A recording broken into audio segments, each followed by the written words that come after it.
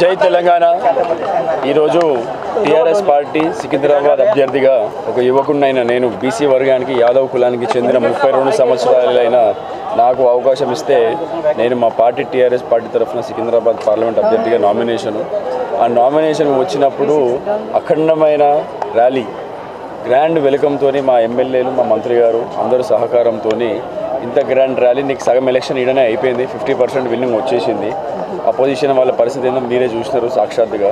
ఇంత స్పందన ఎందుకు అంటే ఒక యువతకు ఇచ్చినప్పటికీ కూడా కేసీఆర్ గారు ఈ రాష్ట్రాన్ని బంగారు తెలంగాణ వైపు సాధించడానికి ఆయన వేసిన అడుగులు స్కీములు కేసీఆర్ కిట్టు పుట్టినప్పటి నుండి లాస్ట్ జర్నీ వరకు అన్ని స్కీములు పెట్టి ఆ పెన్షన్లు 2000 చేసుకుని రైతు బంధు పెట్టి రైతు బీమా పెట్టి రైతులకు భరోసా ఇచ్చిన ఏకైక నాయకుడు భారతదేశ చరిత్రలో ముఖ్యమంత్రి గారు మా చంద్రశేఖరరావు గారు.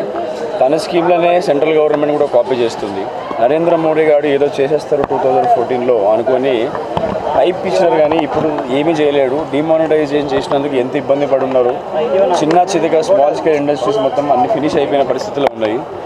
ఒక రాష్ట్రాన్ని సాధించి 5 సంవత్సరాలలో ఇంత డెవలప్ చేయగలిగిన మా ముఖ్యమంత్రి కేసీఆర్ గారు దేశం రాజకీయాల వైపు చూసి దేశ తలరాత మారిపోయే ఛాన్సెస్ ఉంది. అలాంటి యువతకి ఎంతమందికి అవకాశము భవిష్యత్తు ఉంటుంది. మా యువత లాంటి వాళ్ళకి నెక్స్ట్ 5-10 జనరేషన్స్కి అద్భుతమైన పాలన ఇవ్వగలిగే మా ముఖ్యమంత్రి గారు. నేను ఈ నామినేషన్ దాఖలైన తర్వాత ఒకటే రిక్వెస్ట్ చేస్తున్నాను అందరికీ. కాంగ్రెస్కి ఓటేస్తే రాహుల్ గాంధీ గారికి హెల్ప్ అవుతుంది, బీజేపీకి ఓటేస్తే నరేంద్ర మోడీ గారికి హెల్ప్ అవుతుంది, టీఆర్ఎస్కి ఓటేస్తే తెలంగాణ ప్రజలకి హెల్ప్ అవుతుంది. నేను as a son of Secunderabad, సికింద్రాబాద్లో పుట్టిన సన్ ఆఫ్ సికింద్రాబాద్ కింద ఈ సికింద్రాబాదు హైదరాబాద్ జంట నగరాలని ఎంత బాగా డెవలప్ చేయాలి. నాకున్న ప్రేమ సికింద్రాబాద్ పైన నాకున్న ప్రేమ మీరు కేటీ రామారావు అన్న మున్సిపల్ మినిస్టర్ అయినప్పటి నుండి చూస్తున్నారు. వాటర్ ప్రాబ్లం పోయింది, 24 hours కరెంట్ వచ్చింది. మనకి ఇంతకుముందు సమ్మర్ ఇదే రోజు మార్చి 20 తారీఖు 5 సంవత్సరాల కింద 6 గంటలకు పొద్దున్న చెమటలతో లేస్తుండే కరెంట్ తీసేస్తే అప్పుడే లెవెల్ అని తెలుస్తుంది. ఇప్పుడు అలాంటి పరిస్థితి లేదు. వాటర్ కూడా సీఎం గారు వచ్చే 50-60 సంవత్సరాలకి వాటర్ కట్టకట్టాలు రాకుండా ఇప్పుడు మీరు వాటర్ ట్యాంక్ రోడ్డు పైన కూడా కనపడదు. ఇంకా రాకుండా 50-60 సంవత్సరాలకు కూడా రాకుండా తను 2 వాటర్ 10 TMC కెపాసిటీ స్టోరేజ్ కడుతున్నారు. ఒకటి షామీర్పేట, ఒకటి చౌటుప్పల్ దగ్గర ఒకటి, దేవలన్న నాగారం ఒకటి, కేశవపురంలో ఒకటి కడుతున్నారు. ఇలా రోడ్ సిస్టమ్ చూస్తున్నారు. SRDA అని స్పెషల్ రోడ్ డెవలప్మెంట్ అథారిటీ పెట్టుకొని సిగ్నల్ లెస్ సిటీ కింద, అంటే మీరు చైనాలో చూసుకుంటే బెయిజింగ్ కూడా ట్రాఫిక్ జామ్లో ఇరికిపోయి పొల్యూషన్తో విపరీతమైన కష్టాలతో ఉన్నారు జనాలు. గ్రిడ్ లాక్ అయిపోయింది. ఈవెన్ ఢిల్లీ కూడా.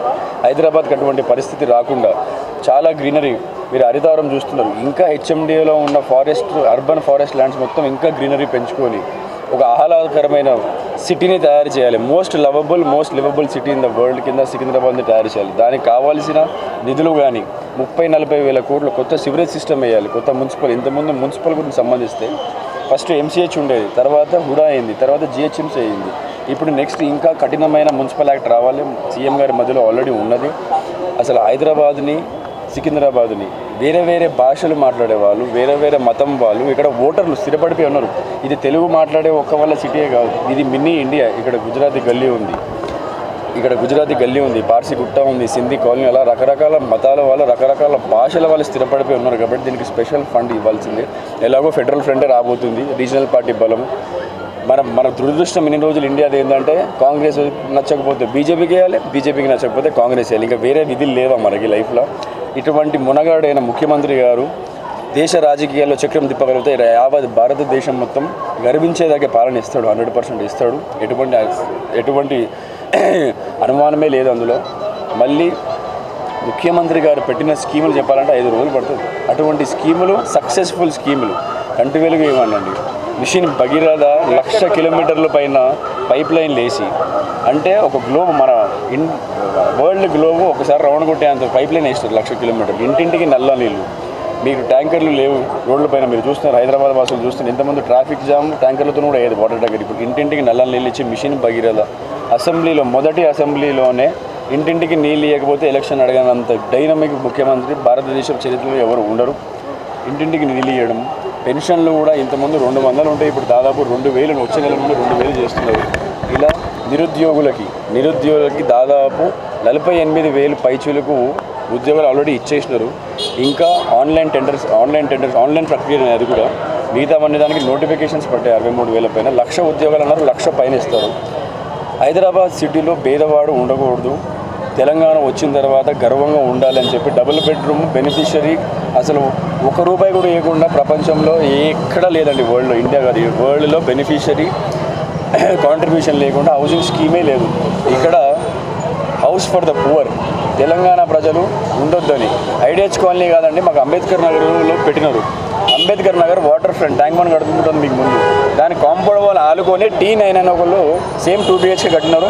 వాళ్ళు అమ్మే రేటు ₹1,25,00,000. అటువంటి గర్వంగా తెలంగాణ వాసిని అని చెప్పుకోగలిగే స్థితికి మా ముఖ్యమంత్రి గారు తెచ్చినారు. ఇంకా బ్రహ్మాండమైన స్కీములు తెస్తారు.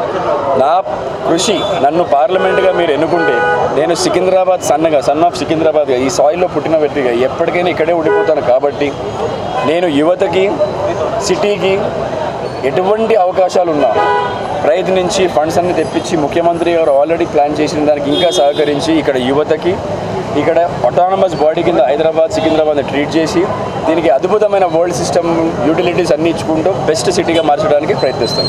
జై తెలంగాణ. చిన్న వయసులో ఎంపీ సీట్ రావడానికి యావత్ యువత మొత్తం అట్రాక్ట్ అయి ఉన్నారు. ఇప్పుడు యావత్ తెలంగాణ కాదు, ఆంధ్రాలో కూడా, ఇండియాలో అక్కడిక్కడ ఉన్నారు. ఇది భవిష్యత్తు యువతది. టీఆర్ఎస్ పార్టీని నమ్ముకోండి. నేను ఎగ్జాంపుల్ ఏంది భవిష్యత్తు అన్నదానికి నేనే ఎగ్జాంపుల్. అందరూ యువత అంతా టీఆర్ఎస్ వైపే ఉన్నారు, ఉంటారు. ఇక నాలాంటి అవకాశం వచ్చినప్పుడు మీ అందరూ కూడా అవకాశం తప్పకుండా వస్తుంది. జై తెలంగాణ.